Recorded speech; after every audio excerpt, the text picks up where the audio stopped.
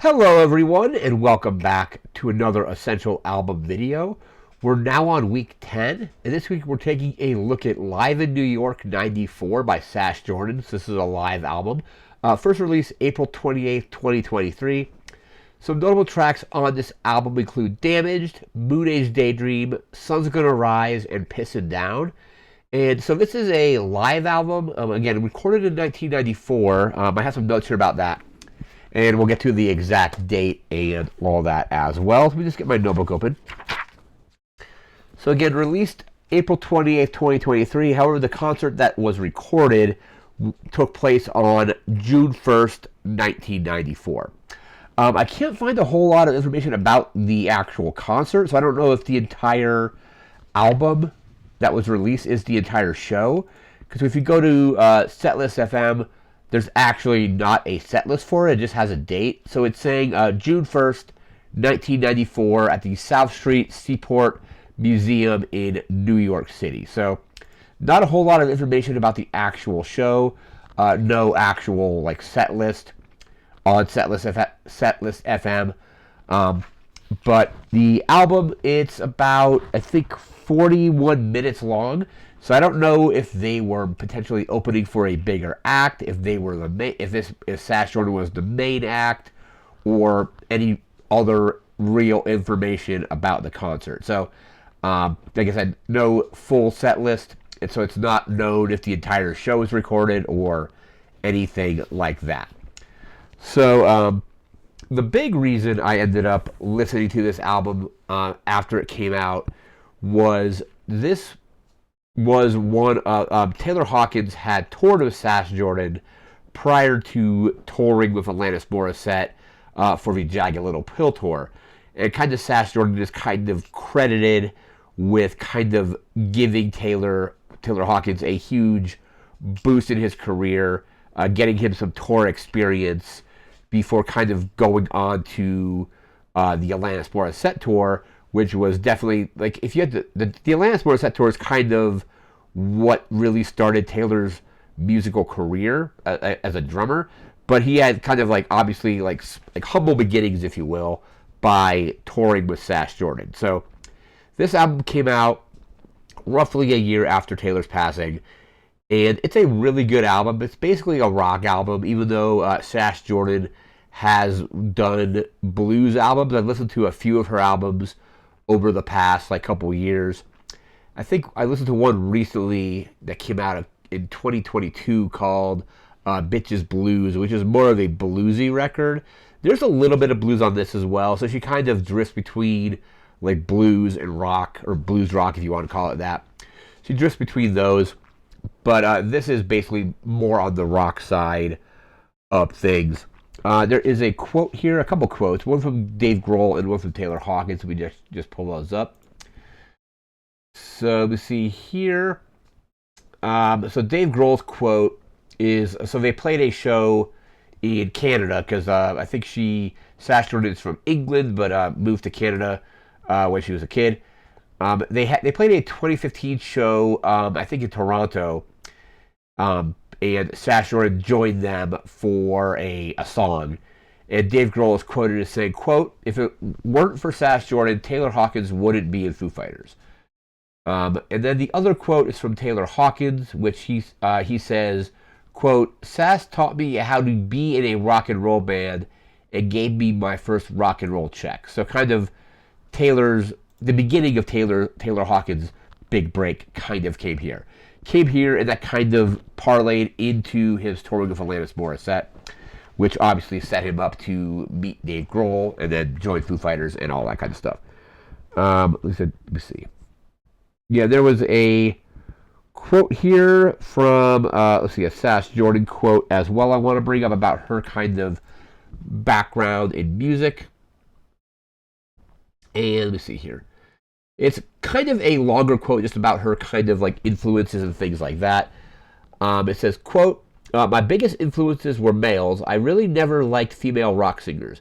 I really like bluesy type stuff. My favorite female vocalists are people like Bonnie Raitt, and of course all of the black singers like Chaka Khan, Gladys Knight, and Aretha Franklin. And that's a whole other genre, and if I could have sung like that, You would have never caught me dead doing this. Probably like the music that she was known for, I suppose. Continuing the quote, the male singers who were my biggest influences were people like Steven Tyler, Robert Palmer, and Paul Rogers. These guys have such command of rhythm, and it is rhythm that makes a great singer. Just like it is rhythm that makes a great guitar player or a great bass player or a great drummer. It is astounding how under-recognized that is. It is all about rhythm, freezing rhythm and timing, obviously pitch and the ability to turn a phrase that matters too, but it is rhythm. You can find that artificially in this day and age with technology like Beat Detective and with the recording technique, so you can move the track over slightly. So it melds in the pocket mathematically, but a true singer does it naturally.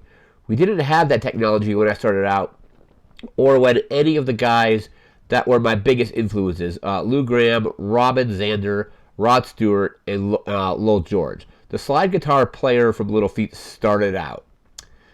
So basically just kind of some information on her background, and obviously technology, like rhythm being very important, and obviously technology now makes stuff very, very easy. And then I have just one more quote from an interview with Sass Jordan about the release of this record, which I'll leave a link to this interview in the description. And I think it was some Song Facts, but I think it's like, I'll just leave the link in there. Song Facts said, what did Taylor bring to the band at the time? And Sass Jordan's response was, this was his first professional band, so he was learning the ropes. Just being on a tour bus, traveling from country to country, because we were in Europe as well with that tour, and being a part of a working band and playing these huge shows. His whole life up to that point, he was 22, I'd say, had been dreaming of doing this. It was like he suddenly felt like he was catapulted into it, and he was living the dream. He was having the best time ever, and his incredible joy and his incredible energy just made everything kick up a notch. So, just some information about the tour with Taylor. And now we're going to just move into our track listing here. The album's about 41 minutes long. Let me actually just bring up our track list. It's about 10 tracks total. Track 1 is just an introduction, so it's a guy introducing the show and talking about the rain, because it was raining during the show. It actually just kind of adds like a really cool element to the show. I remember seeing a Garbage concert where it was actually raining, and it felt very fitting.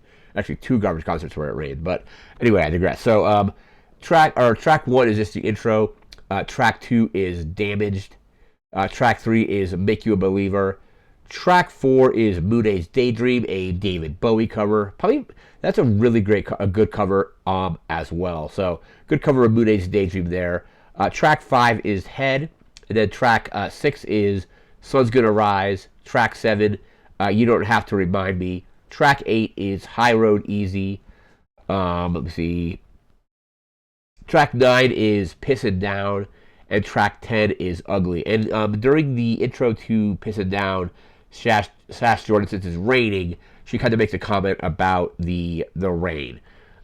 This is, definitely it's more in the rock genre. So basically, but she's done stuff with blues as well. I would highly recommend checking out some of her other work. Again, I'll leave a link in the description to check that interview out with where they're talking about Taylor Hawkins being on tour with his first major tour, stuff like that. And that's kind of what led me to this particular artist, was her history with Taylor Hawkins. Because I knew obviously from years ago, his history with Alanis Morissette, but before he passed, I didn't know that he had toured with Sass Jordan. And I remember reading some articles about that, and that kind of turned me on to this artist. So I've listened to a few of her albums, and it's definitely worth checking out. So I highly recommend doing that. But I'll leave a link in the description for the interview, and this album I definitely recommend checking out. So that is going to do it for this album. We'll be back again in a week with a whole new essential album. No idea what that's going to be yet, but we'll be back in a week with that. So remember to like, comment, share, and subscribe. We'll see you again next time. Thanks again for watching. Take care and have a good one.